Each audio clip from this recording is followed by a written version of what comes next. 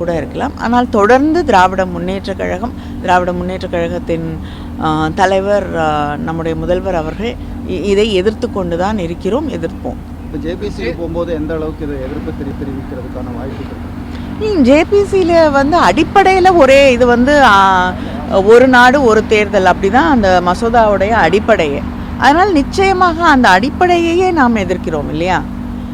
அதனால் ஜேபிசியில் போய் எந்த அளவுக்கு மாற்றங்களை கொண்டு வர முடியும் அப்படின்னா ஜேபிசி உருவாக்கப்பட்ட பிறகு தான் தெரியும். ஆனால் இது மசோதா அறிமுகமே படுத்தக்கூடாதுன்னு நிறைய கட்சிகள் எதிர்த்துருக்காங்க. ஆனால் நம்ம அந்த இடத்துல கொஞ்சம் மாறுற மாதிரி இருக்கிறோம், கூட்டுக்குழுவுக்கு அனுப்புகிறோன்ற. ஸோ அதில் எதுவும் கான்ட்ரடிக்ஷன் இருக்கா? அதில் என்ன நிலை? இல்லை ஜேபிசிக்கு அனுப்புகிறேன்னு சொல்லியிருந்தாலுமே இது திராவிட முன்னேற்ற கழகம் முற்றிலுமாக எதிர்க்கக்கூடிய ஒரு மசோதா தான். அதை தான் முதலமைச்சர் அவர்கள் பேசும்பொழுதும் தெளிவாக சொல்லியிருக்கிறார்கள், வி அப்போஸ் திஸ் பில். அதனால் இது எங்களுடைய நிலைப்பாடு நீங்கள் அனுப்புனா மாறிடும் இல்லை. ஜேபிசிக்கு அனுப்பி அதோடைய அடிப்படை ப்ரெமிசஸை நீங்கள் மாற்றினீங்கன்னா maybe we can think about. அதாவது ஒரே நாடு ஒரே தேர்தல் அப்படிங்கிறது இல்லை அப்படின்னா ஏற்றுக்கொள்ளலாம்.